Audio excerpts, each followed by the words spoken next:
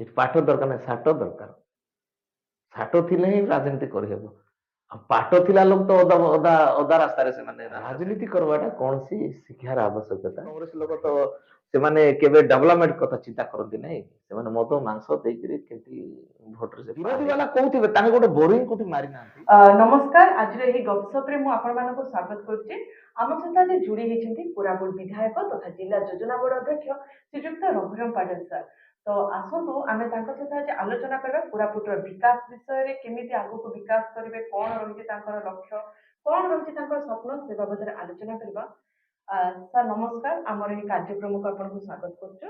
ତ ମୁଁ ଫାଷ୍ଟ ଆପଣଙ୍କୁ ପଚାରିବାକୁ ଚାହିଁବି, ଆପଣ କୋଉ ମସିହାରେ ରାଜନୀତିରେ ଯୋଗ ଦେଲେ ଆଉ ଆପଣଙ୍କର ରାଜନୀତି ଆସିବାର ଲକ୍ଷ୍ୟ କ'ଣ ରହିଛି? ଶୁଣନ୍ତୁ ମ୍ୟାଡ଼ାମ, ସମସ୍ତଙ୍କୁ ମୋର ନମସ୍କାର। ଆପଣ ଚ୍ୟାନେଲକୁ ମଧ୍ୟ ମୋର ସ୍ୱାଗତ କରୁଛି। ବିଶେଷ କରି ଯେତେବେଳେ ବିଜୁ ବାବୁ ମାନ୍ୟବର ମୁଖ୍ୟମନ୍ତ୍ରୀ ଥିଲେ ସେତେବେଳେ ମୁଁ ଜନତା ରାଜନୀତିରେ ଯୋଗ ଦେଇଥିଲି। ଆଉ ସେ ସମୟରେ ମୁଁ ଗୋଟେ ଛୋଟିଆ ଚାଷୀ ଏବଂ ଛୋଟିଆ ଗୋଟେ ବିଜନେସମ୍ୟାନ୍ ଥିଲି, ଛୋଟ ବେପାରୀ ଥିଲି। କିନ୍ତୁ ମୁଁ ଚାଷ କରେ, ତାପରେ ବିଜନେସ୍ କରେ, କିନ୍ତୁ ମୋ ପରିବାର ପାଇଁ ଏକା ସେଟା ଚଳାଏ, କିନ୍ତୁ ଅନ୍ୟ ଲୋକଙ୍କ ପାଇଁ କିଛି କରିପାରୁନଥିଲି। ତେଣୁକରି ମୁଁ ଗୋଟେ ଦିନ ଚିନ୍ତା କଲି ଯେ ନାଇଁ ନାଇଁ, ମୁଁ ରାଜନୀତି କରିବି, ଲୋକଙ୍କର ସେବା କରିବି ବୋଲି ମୁଁ ସେଦିନଠୁ ବିଜୁ ବାବୁଙ୍କର ଆଦର୍ଶ ଅନୁପ୍ରାଣିତ ହେଇକି ମୁଁ ଦଳରେ ଆସି ସାମିଲ ହେଲି, ରାଜନୀତିରେ ସାମିଲ ହେଲି।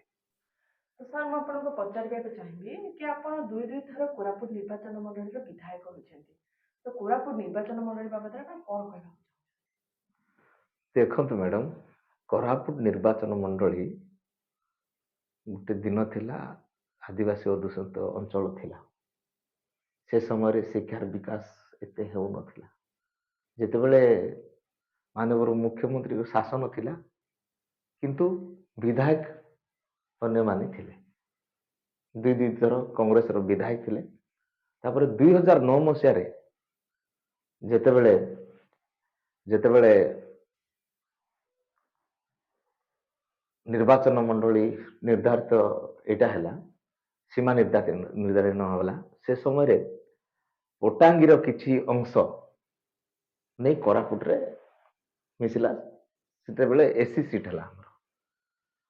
ଚାରିଟି ଲାମତାପୁଟର 4ଟା ପଞ୍ଚାୟତ ଆଉ ସୁନାବେଡ଼ା ମ୍ୟୁନିସିପାଲିଟିର ପାଖାପାଖି 7ରୁ 8ଟା ୱାର୍ଡ ଆଉ ପଦମପୁରର ପଞ୍ଚାୟତର କିଛି ପାର୍ଟ, ଏସବୁ ମିଶିକିରି କୋରାପୁଟରେ ମିଶିଲା। ପାଖାପାଖି 30,000 ଭୋଟ ନେଇକି କୋରାପୁଟରେ ଆସିଲା। ତାପରେ ମୁଁ ପଟାଙ୍ଗୀ ନିର୍ବାଚନ ମଣ୍ଡଳୀ ସେମିତି ଗୁଡ଼ାକ ଥିଲେ ମଧ୍ୟ ମୁଁ ସାଙ୍ଗେ ସାଙ୍ଗେ ମୁଁ ଯୋଗ୍ୟ ପ୍ରାର୍ଥୀ ହେଲି କୋଉଠି, କୋରାପୁଟ ନିର୍ବାଚନ ମଣ୍ଡଳୀ ପାଇଁ। ହେଲା ପରେ ମାନ୍ୟବର ମୁଖ୍ୟମନ୍ତ୍ରୀ ନବୀନ ପଟ୍ଟନାୟକଙ୍କ ଆଶୀର୍ବାଦରେ ଆଉ ଲୋକମାନଙ୍କର ଆଶୀର୍ବାଦରେ 2009 ମସିହାରେ ମୋତେ ଟିକେଟ ଦିଆହେଲା। ଟିକେଟ ଦେଲା ପରେ ସବୁବେଳେ ସେଠି କଂଗ୍ରେସ ଜିତିଥିଲା, କିନ୍ତୁ ଲୋକଙ୍କର ଆଶୀର୍ବାଦରେ, ତାଙ୍କର ସ୍ନେହ ଶ୍ରଦ୍ଧାରେ, ମାନ୍ୟବର ମୁଖ୍ୟମନ୍ତ୍ରୀଙ୍କର ଆଶୀର୍ବାଦରେ ମୁଁ ପାଖାପାଖି 1111 ଭୋଟରେ ମୁଁ ଜିତିଥିଲି। ପ୍ରଥମ ଥର ମୁଁ 1111 ଭୋଟରେ ଜିତିଲି। ଆଉ ସେତେବେଳେ ମୁଁ କୋରାପୁଟ ନିର୍ବାଚନ ମଣ୍ଡଳୀର ଡେଭଲପମେଣ୍ଟ କାମ କରିବା ପାଇଁ ଆରମ୍ଭ କଲି। ପ୍ରଥମେ ଶିକ୍ଷା, ଯିଏ କୋରାପୁଟ ଗୋଟେ ଟାଉନରେ ଗୋଟେ କେନ୍ଦ୍ର ବିଦ୍ୟାଳୟ ଗୋଟେ ଅଛି, କେନ୍ଦ୍ରର ଗୋଟେ ସ୍କୁଲ ଅଛି। ସେ ଗୋଟେ ଏମପିଙ୍କର 2ଟା କୋଟା ଥିଲା ସେ ସମୟରେ। ଏତେ ମାଡ଼ଗୋଳ, ଏତେ ମାଡ଼ଗୋଳ, ଏତେ ମାଡ଼ଗୋଳ, 2ଟା ସିଟ୍ ପାଇଁ ଲୋକ ମାଡ଼ଗୋଳ ହଉଥିଲେ। ସେତେବେଳେ ଆମେ ସମସ୍ତେ ବିଧାୟକ ମାନେ ଆସି ମାନ୍ୟବର ମୁଖ୍ୟମନ୍ତ୍ରୀଙ୍କୁ ଅନୁରୋଧ କଲୁ, ନବୀନ ପଟ୍ଟନାୟକ ମତେ, ସାର୍ ଗୋଟେ କେନ୍ଦ୍ରର ଗୋଟେ ସ୍କୁଲ ଅଛି, ସେ 2ଟା ସିଟ୍ ପାଇଁ ଲୋକ ମାଡ଼ଗୋଳ, ଆମେ ତାକୁ ସକ୍ଷମ କଲା ଭଳିଆ ଗୋଟେ ବ୍ଲକରେ ଗୋଟେ ସ୍କୁଲ କରାଯାଉ। ମାନ୍ୟବର ମୁଖ୍ୟମନ୍ତ୍ରୀ ଆମମାନଙ୍କର ସମସ୍ତଙ୍କର କଥା ରକ୍ଷା କରି, ବିଧାୟକ ମାନଙ୍କର କଥା ରକ୍ଷା କରି ପ୍ରତ୍ୟେକ ସ୍କୁଲରେ ଗୋଟେ ଆଦର୍ଶ ବିଦ୍ୟାଳୟ ଖୋଲା ହେଲା। ଯୋଉ ପୁଅ ଝିଅ ମାନେ ଯୋଉ ଇଂଲିଶ ପାଠନରେ ପାଠ ପଢିବା ପାଇଁ ଯୋଉ ଆଶା କରୁଥିଲେ, ଯୋଉମାନେ ଟେଲେଣ୍ଟ ପୁଅ ଝିଅ ମାନେ ସେଠି ପଢବା ପାଇଁ ଯୋଗ୍ୟ ହେବେ ସେମାନଙ୍କ ପାଇଁ ମୋର ଏରିଆରେ ଲାମଟାପୁଟରେ ଗୋଟେ ହେଲା, ବୋଇପାରଗୁଡାରେ ଗୋଟେ ହେଲା, କୋରାପୁଟ ବ୍ଲକରେ ମଧ୍ୟ ଗୋଟେ ହେଲା। ତାପରେ ପିଲାମାନେ ଏକ୍ଜାମ ଦେଲେ, ସବୁ ଆମ ପିଲାମାନେ ଯାଇକି ସେଠି ଆଦର୍ଶ ବିଦ୍ୟାଳୟ ପାଠ ପଢିଲେ। ତା ସାଙ୍ଗେ ସାଙ୍ଗେ ଆଉ ସେ ସମୟରେ ସେଣ୍ଟ୍ରାଲ ୟୁନିଭରସିଟିର କଥା ମୁଁ କହେ, ସେଣ୍ଟ୍ରାଲ ୟୁନିଭରସିଟି ଅନ୍ୟଟି ଯିବାକୁ ଲାଗିଥିଲା, କିନ୍ତୁ ମାନ୍ୟବର ମୁଖ୍ୟମନ୍ତ୍ରୀ କୋରାପୁଟକୁ ଏତେ ଭଲ ପାଆନ୍ତି, ମୁଁ ନିଜେ ଯାଇକି ମାନ୍ୟବର ମୁଖ୍ୟମନ୍ତ୍ରୀଙ୍କୁ ମଧ୍ୟ ଗୋଟେ ଲେଖା ଦେଇଥିଲି, ଅନୁରୋଧ କରିଥିଲି, ସାର୍ କୋରାପୁଟ ହେଲେ ଭଲ ହବ। 2009 ମସିହା ପାଖାପାଖି 10 ମସିହାର ଲାଷ୍ଟ ସମୟରେ ମାନ୍ୟବର ମୁଖ୍ୟମନ୍ତ୍ରୀ ସେଠି ଆମ ପାଇଁ ଗୋଟେ ଭେଟି ଦେଲେ। 100 ଏକର ଉର୍ଦ୍ଧ୍ୱ ଜାଗା ଦେଇକରି ଗୋଟେ ସେଣ୍ଟ୍ରାଲ ୟୁନିଭରସିଟି କରିବା ପାଇଁ ସେ ପ୍ରସ୍ତାବ ଦେଲେ। ସେଣ୍ଟ୍ରାଲ ୟୁନିଭରସିଟି ମଧ୍ୟ ହେଲା। ଶିକ୍ଷା ଉପରେ ପ୍ରଥମେ ଶିକ୍ଷା ଉପରେ ମାନ୍ୟବର ମୁଖ୍ୟମନ୍ତ୍ରୀ ବହୁତ ଗୁରୁତ୍ୱ ଦେଇଛନ୍ତି। ଆପଣ ଦେଖିବେ ସେମିଲିଗୁଡା କଲେଜ ହଉ, ଆପଣଙ୍କର ସୁନାବେଡା କଲେଜ ହଉ, ବୋଇପାରଗୁଡା କଲେଜ ହଉ, କୋରାପୁଟ କଲେଜ ହଉ, ଆମ୍ବେଦକର କଲେଜ, କୋରାପୁଟରେ ଆମ୍ବେଦକର କଲେଜ ତାର ନାଁ ମଧ୍ୟ ନଥିଲା। ମୁଁ ମଧ୍ୟ ଯାଇ ମାନ୍ୟବର ମୁଖ୍ୟମନ୍ତ୍ରୀ କହିଲି, ସେତେବେଳେ ଯେ ହାୟର ଏଜୁକେସନ ମିନିଷ୍ଟର ଦେବୀ ମାନ୍ୟବର ମନ୍ତ୍ରୀ ଦେବୀ ମିଶ୍ର ଥିଲେ, ସେତେବେଳେ ସେ ବୁଡିଯିବା ଗୋଟେ କଲେଜକୁ ଆଜି ତାକୁ ଜୀବିତରେ ନେଇଯାଇଛୁ। ଶିକ୍ଷା ଉପରେ ବହୁତ କାମ କରିଛୁ ସେ ସମୟରେ। ଆଉ ସେ ସମୟରେ ଦେଖିଲୁ ଯେ ରାସ୍ତାଘାଟ କିଛି ନଥିଲା କୋରାପୁଟରେ। ଯେହେତୁ କଂଗ୍ରେସର ସବୁବେଳେ ଲୋକ ଜିତି ଆସୁଥିଲେ, ସେମାନେ ତ ଆପଣମାନେ ଜାଣିଛନ୍ତି କଂଗ୍ରେସ ଲୋକ ତ ସେମାନେ କେବେ ଡେଭଲପମେଣ୍ଟ କଥା ଚିନ୍ତା କରନ୍ତି ନାହିଁ। ସେମାନେ ମଦ ମାଂସ ଦେଇକରି କେମିତି ଭୋଟରେ ସେ ପାର ହେଇକି ପଳେଇ ଆସନ୍ତି।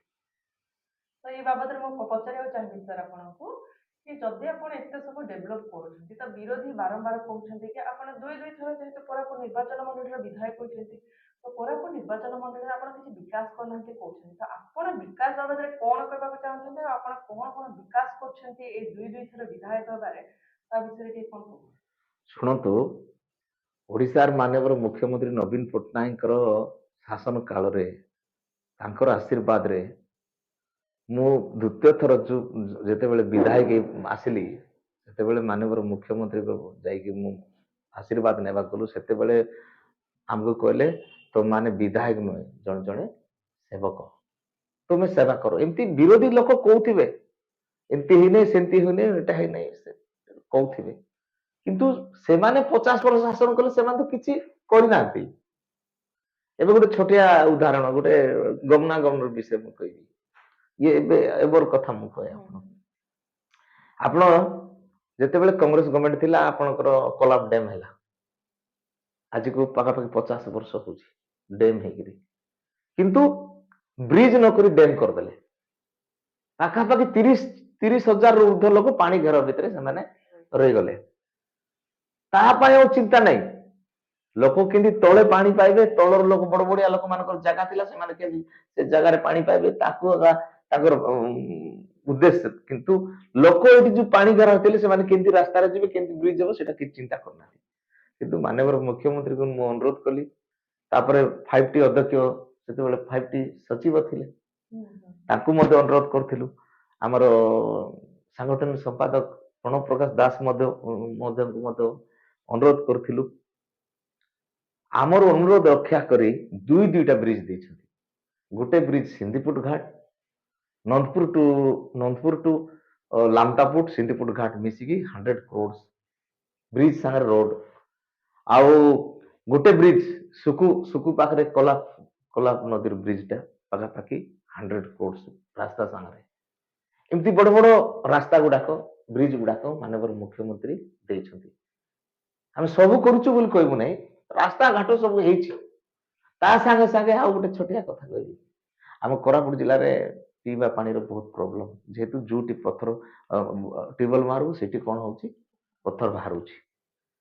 ମାନ୍ୟବର ମୁଖ୍ୟମନ୍ତ୍ରୀକୁ ଯାଇ ଅନୁରୋଧ କଲୁ, ସାର୍ ଏମିତି ଆମକୁ ଗୋଟେ ମେଗା ପ୍ରୋଜେକ୍ଟ ଗୁଡା ଯଦି ନ ହବ, ଆମ ଲୋକ ବହୁତ ଅସୁବିଧା ହେଇଯିବେ। ଆପଣ ଜାଣି ଖୁସି ହେବେ, ବୋଇପାରଗୁଡା ବ୍ଲକରେ 250 କୋଟି ଟଙ୍କା ଦେଇଛନ୍ତି 20ଟା ପଞ୍ଚାୟତ ପାଇଁ। ଆମର ଲାମଟାପୁଟ ପଞ୍ଚାୟତ ସମିତିରେ 15ଟା ପଞ୍ଚାୟତ ପାଇଁ 110 କୋଟି ଟଙ୍କା ଦେଇଛନ୍ତି। ତାପରେ କୋରାପୁଟ 14ଟା ପଞ୍ଚାୟତ ପାଇଁ 129 କୋଟି ଟଙ୍କା ପିଇବା ପାଣି ପାଇଁ ସାଙ୍ଗସନ କରିଛନ୍ତି। ଅଲରେଡି ଟେଣ୍ଡର ମଧ୍ୟ ହେଇଯାଇଛି, କାମ ମଧ୍ୟ ଆରମ୍ଭ ହେଲାଣି। ଏଇଭଳିଆ କାମ ଆମେ କରିଚାଲିଛୁ। ବିରୋଧୀ ବାଲା କହୁଥିବେ ତାଙ୍କେ ଗୋଟେ ବୋରିଂ କୋଠି ମାରିନାହାନ୍ତି, ସେମାନେ ସବୁ ଏ ବଡ ବଡ କଥା କହୁଛନ୍ତି। ତେଣୁକରି ସେମାନେ କହୁଥିବେ ଆମର ଧର୍ମ ଆମେ କରିକି ଚାଲୁଥିବୁ, କାମ କରି ଚାଲିଥିବୁ ମାନ୍ୟବର ମୁଖ୍ୟମନ୍ତ୍ରୀ ନବୀନ ପଟ୍ଟନାୟକର ଆଶୀର୍ବାଦରେ। ତ ସାର୍ ମୁଁ ଏବେ ପଚାରିବାକୁ ଚାହିଁବି କି ଯୋଉ ବିରୋଧୀ ମାନେ ଆପଣଙ୍କର ଶିକ୍ଷାକୁ ନେଇ ପ୍ରଶ୍ନ ପଚାରୁଛନ୍ତି କି ବିଧାୟକଙ୍କର ଶିକ୍ଷାଗତ ଯୋଗ୍ୟତା କମ୍, ସେ ଉପଯୁକ୍ତ ବିଧାୟକ ନୁହନ୍ତି, ସେ କଣ ଉନ୍ନତି କରିବେ, ଏଇ ବାବଦରେ ଆପଣ କଣ କହିବାକୁ ଚାହୁଁଛନ୍ତି? ଦେଖନ୍ତୁ, ମୁଁ ତ ଏବେ ମୋ କଣ ଉନ୍ନତି ହେଇଛି ନ ହେଇଛି ମୁଁ ଆପଣଙ୍କୁ ପୂର୍ବରୁ କହିଲି। ରାଜନୀତି କରିବାଟା କୌଣସି ଶିକ୍ଷାର ଆବଶ୍ୟକତା ନାହିଁ। ଆମର ଲକ୍ଷ୍ୟ ହଉଛି କୋରାପୁଟ ନିର୍ବାଚନ ମଣ୍ଡଳୀ କେମିତି 1 ନମ୍ବର ନିର୍ବାଚନ ମଣ୍ଡଳୀ ହେବ, କୋରାପୁଟର ଲୋକ କେମିତି ଆଗକୁ ଯିବେ, କୋରାପୁଟରେ କେମିତି ଶାନ୍ତିରେ ବସବାସ କରିବେ, ଏଟା ହିଁ ମୋର ପ୍ରଥମ ଉଦ୍ଦେଶ୍ୟ। ଯୋଉଦିନ ଶାନ୍ତିରେ ବସବାସ ନ କରିବେ ସେ ଲୋକ ଆଉ କିଛି କେତେ ଥିଲେ ବି ସେ ମୂଲ୍ୟ କିଛି ନାହିଁ। ମୁଁ ଯୋଉଦିନ ବିଧାୟକ ହେଲି ସେଦିନଠୁ ଆପଣ ଜାଣି ଖୁସି ଏବେ ଦୁଇଟା ଫ୍ୟାକ୍ଟ୍ରି ଦୁଇ ସାଇଡରେ ଲାଗିଛି, ଗୋଟେ ସୁନାବେଡା, ଗୋଟେ ଦାମନଯୋଡ଼ି। ଯୋଉ ଲୋକ ରିଟାୟାରମେଣ୍ଟ ହେବେ ସେମିତି ଗୁଡା ଆସି ବସବାସ କରୁଛନ୍ତି। ଆଜି ଜନସଂଖ୍ୟା 40,000 ହେଇଗଲାଣି କୋଉଠି ସୁନାବେଡା ମ୍ୟୁନିସିପାଲିଟିରେ। କାହିଁକି? ଲୋକ ଶାନ୍ତିରେ ଅଛନ୍ତି, ସୁଶାସନ ମିଳୁଛି, ତେଣୁକରି ସେମାନେ ଲୋକ ଆସି ବସବାସ କରୁଛନ୍ତି। ନହେଲେ ତ ଚାକିରି ସରିଲେ ସେ ପଳେଇ ଯାଇଥାନ୍ତେ। ଆପଣ ଯୋଉ ଶିକ୍ଷା ବିଷୟରେ ପଚାରିଲେ, ଆପଣ ଯେହେତୁ ଆପଣଙ୍କର ଶିକ୍ଷାଗତ ଯୋଗ୍ୟତା କମ୍ ଅଛି, ତ ଆପଣ ଶିକ୍ଷା ପାଇଁ କଣ କଣ କରୁଛନ୍ତି? ନାଇଁ ଶୁଣନ୍ତୁ, ମୁଁ ତ କହିଲି ପରା ଶିକ୍ଷା କଥା, ସେଣ୍ଟ୍ରାଲ ୟୁନିଭର୍ସିଟି କଥା ମୋ ପିରିୟଡରେ ହେଇଛି। ଆପଣ ଦେଖିବେ ମୁଁ କହୁଥିଲି ପରା ଆମର ଯୋଉ କି ସ୍କୁଲ ଆମର ନାଇଁ ଆଦର୍ଶ ବିଦ୍ୟାଳୟ ମୋ ପିରିୟଡରେ ହେଇଛି। ଏବେ 5T ମାଧ୍ୟମରେ ପ୍ରତ୍ୟେକ ହାଇସ୍କୁଲ ଗୁଡାକ 5T ରେ ନିଆଯାଉଛି, କୌଣସି ହାଇସ୍କୁଲ ଆଉ ବାକି ନାହିଁ। ଆପଣ ଦେଖିବେ ସୁନାବେଡା ହାଇସ୍କୁଲଟା ତାକୁ +2 କରାଗଲା। ସୁନାବେଡା ଗୋଟେ କେନ୍ଦ୍ରବିନ୍ଦୁ, ବହୁତ ଭଲ ସ୍କୁଲ ଥିଲା, ମେଡିକାଲ କଲେଜ ହେଇଛି, ବହୁତ ସକ୍ସେସ ହେଇଛି। କୋରାପୁଟ ନିର୍ବାଚନ ମଣ୍ଡଳୀଟା ଗୋଟେ ଦିନ ଥିଲା କୋରାପୁଟ ନିର୍ବାଚନ ମଣ୍ଡଳୀ ଗୋଟେ ଆଦିବାସୀ ଅଧ୍ୟୁଷିତ ଅଞ୍ଚଳର ଏରିଆ ବୋଲି ଭାବୁଥିଲେ, ମାତ୍ର ଆଜି ନାହିଁ। କୋରାପୁଟ ନିର୍ବାଚନ ମଣ୍ଡଳୀ କୋରାପୁଟ ଜିଲ୍ଲା ବହୁତ ଆଗକୁ ପଳେଇଲାଣି। ଆପଣ ତ ଦେଖୁଛନ୍ତି ମ୍ୟାଡାମ, ସକାଳେ ଯାଇ ଜଣେ ଫ୍ଲାଇଟ ରେ ଯାଉଛି ଭୁବନେଶ୍ୱର, ଭୁବନେଶ୍ୱର ଫ୍ଲାଇଟ ରେ ପଳେଇ ଆସୁଛି ଜୟପୁର ଯାଉଛି ବିଶାଖାପାଟଣା, ବିଶାଖାପାଟଣାରୁ ଆସି ଏସବୁ ମାନ୍ୟବର ମୁଖ୍ୟମନ୍ତ୍ରୀଙ୍କର ଆଶୀର୍ବାଦରେ ସବୁ ଅଛି। ଆମେ ଖାଲି ତାଙ୍କର ସେବକ। ଏଠି ପାଠର ଆବଶ୍ୟକ ନାହିଁ। ମୁଁ ଏତେ ପଢିଛି ମତେ କଣ ଏତିକି ଦିଅ ବୋଲି କହୁଛନ୍ତି କି? ନାଇଁ, ଏଠି ପାଠ ଦରକାର ନାହିଁ, ସାଠ ଦରକାର। ସାଠ ଥିଲେ ହିଁ ରାଜନୀତି କରିହେବ। ଆଉ ପାଠ ଥିଲା ଲୋକ ତ ଅଧା ରାସ୍ତାରେ ସେମାନେ ରାସ୍ତା ଛାଡି ପଳେଇଲେ, କାମ ଛାଡି ଦେଇ ପଳେଇଲେ। ତ ସାର୍ ମୋର ଆପଣଙ୍କ ପାଖରେ ଶେଷ ପ୍ରଶ୍ନ ରହିବ କି ଯଦି ଆପଣଙ୍କ ମାନ୍ୟବର ମୁଖ୍ୟମନ୍ତ୍ରୀ ପୁଣି ଥରେ ବିଧାୟକ ଟିକେଟ ଦେଲେ କି ଆପଣ ଜିତିଲେ ବିଧାୟକ ହେଇକି, ତ ଆପଣଙ୍କର ସ୍ୱପ୍ନ କଣ ରହିବ କୋରାପୁଟ ନିର୍ବାଚନ ମଣ୍ଡଳୀ? ଦେଖନ୍ତୁ, ମାନ୍ୟବର ମୁଖ୍ୟମନ୍ତ୍ରୀ ନବୀନ ପଟ୍ଟନାୟକଙ୍କର ଇଚ୍ଛା ଧ୍ୟାନ ସେଟା, ଯଦି ତାଙ୍କେ ମତେ ଆଉ ଥରେ ବିଶ୍ୱାସ କରି ଯଦି ଆହୁରି ମତେ ସେବା କରିବା ପାଇଁ ସୁଯୋଗ ଦେବେ, ନିଶ୍ଚିନ୍ତ ଭାବରେ କରିବି। ଗୋଟେ ଛୋଟିଆ ଉଦାହରଣ ଦେବି, ମୁଁ ଆପଣ ଜାଣି ଖୁସି ହେବେ। ଅନଡିଭାଇଡ କୋରାପୁଟ ଜିଲ୍ଲା କେନ୍ଦ୍ରବିନ୍ଦୁ ହଉଛି କୋରାପୁଟ ବସଷ୍ଟାଣ୍ଡ। ବସଷ୍ଟାଣ୍ଡ ଗୋଟେ ଛୋଟିଆ ଜାଗା ବସଷ୍ଟାଣ୍ଡ ଅଛି। ଏମିତି ମୋ ଭଳିଆ କେତେ MLA ଗଲେଣି, କାହିଁକି ହେଇପାରୁନଥିଲା? ଜାଗାର ସର୍ଟ ଥିଲା। ଗୋଟେ ଜାଗା ପାଖାପାଖି ଏକର ଉପରେ ଗୋଟେ ଜାଗା ପୋଲିସ ଡିପାର୍ଟମେଣ୍ଟର ହୋମ ଡିପାର୍ଟମେଣ୍ଟକୁ ରହିଯାଇଥିଲା, କିନ୍ତୁ ମୁଁ ତାକୁ ଖୋଜିଲି ଏ ଜାଗା କାହାର। ସେତେବେଳେ ଜାଣିଲି ଏଟା ହୋମ ଡିପାର୍ଟମେଣ୍ଟ। ମାନ୍ୟବର ମୁଖ୍ୟମନ୍ତ୍ରୀ ତ ହୋମ ଡିପାର୍ଟମେଣ୍ଟ, ମୁଁ ଯାଇ ତାଙ୍କୁ ଶରଣ ପଶିଲି, ସାର୍ ସେ ଜାଗା ଆମକୁ ଦିଅନ୍ତୁ, ଭଲ ବସଷ୍ଟାଣ୍ଡ ଗୋଟେ ହବ। ସାଙ୍ଗେ ସାଙ୍ଗେ ମାନ୍ୟବର ମୁଖ୍ୟମନ୍ତ୍ରୀ ସେ ଜାଗାଟାକୁ ବସ୍ ସାଙ୍ଗସନ କରିଦେଲେ, କଣ ବସଷ୍ଟାଣ୍ଡ ପାଇଁ ଦେଇଦେଲେ। ପାଖାପାଖି 18ରୁ 20 କୋଟି ଟଙ୍କା ମଧ୍ୟ ସେଠି ବସଷ୍ଟାଣ୍ଡ କରିବା ପାଇଁ ଦେଇଛନ୍ତି। ସେଠି ସବୁ ପ୍ରକାର ସୁବିଧା ରହିବ, ମଡେଲ ବସଷ୍ଟାଣ୍ଡ ହବ। ଏଠି କଣ ପାଠ ଦରକାର କି? ଏଠି କଣ ଅମକୁ ଏତିକି ପାଠ ପଢିଛି ବୋଲି ତାଙ୍କୁ ବସଷ୍ଟାଣ୍ଡ ଦେବେ କି? ଏତେ ପାଠୁଆ ଲୋକ ଥିଲେ କାହିଁ ଖୋଜି ପାରିଲେ ନାହିଁ? ବିଧାୟକ କିଛି ପଢିନାହାନ୍ତି, ରଘୁରାମ ପଡା ହେଇପାରେ ଶିକ୍ଷାଗତ ଯୋଗ୍ୟତା କମ, ମତେ ଶିକ୍ଷା ପାଇଁ ମୁଁ ବେଶୀ ବ୍ୟାକୁଳ। ଲୋକ କେମିତି ଅଧିକରୁ ଅଧିକ ଶିକ୍ଷା ଲାଭ କରିବେ, କେମିତି ଆଗକୁ ଯିବେ, ଏଇଟା ପାଇଁ ମୁଁ ବହୁତ ଇଚ୍ଛୁକ। ହେଇପାରେ ମୁଁ ଶିକ୍ଷାଗତ ଯୋଗ୍ୟତାରେ କମ୍, ମାତ୍ର ମୋର ପୁଅ ଝିଅର ପାଠ କଥା ମୁଁ ତ ଆପଣଙ୍କୁ ଏଠି ମୁଁ କିଛି କହିବି ନାହିଁ। ହୁଁ, ମୋର ଝିଅ ମତେ ଗୋଟେ ଡକ୍ଟର ରଜନୀ ପଢାଲ, ମୁଁ ମତେ ମୋ ଝିଅକୁ କରେଇଛି। ଯଦି ନହେଲେ କହିଥାନ୍ତେ ମତେ ଇଏ ତ କିଛି ସେ ତ ପଢିନାହିଁ, ମତେ ତା ଝିଅ ମତେ ପଢିନାହିଁ, ତା ପୁଅ ମତେ ପଢିନାହାନ୍ତି। ମୋ ପୁଅ ମତେ ଗୋଟେ ଏମଟେକ୍ ସିଭିଲ ଇଞ୍ଜିନିୟର। ସେମାନେ ସବୁ ଲୋକଙ୍କର ସେବାରେ ନିବୃତ୍ତ ଅଛନ୍ତି। ତେଣୁକରି ଶିକ୍ଷା ସାଙ୍ଗରେ କିଛି ରାଜନୀତି ସାଙ୍ଗରେ ଲିଙ୍କ କିଛି ନାହିଁ। ହୁଁ, ହୁଁ। ତେଣୁକରି ମାନ୍ୟବର ମୁଖ୍ୟମନ୍ତ୍ରୀ ଯଦି ଆସ୍ଥା ପ୍ରକଟ କରି ଯଦି ଆଉ ଥରେ ସେବା କରିବା ସୁଯୋଗ ଦେବେ, ଯାହା ବି ଅଧୁରା କାମ ଗୁଡାକ ରହିଛି, ମାନ୍ୟବର ମୁଖ୍ୟମନ୍ତ୍ରୀ ଯୋଉ ସ୍ୱପ୍ନ ଦେଖୁଛନ୍ତି ଆମ ଓଡିଶା, ନବୀନ ଓଡିଶା, ଯୁବ ଓଡିଶା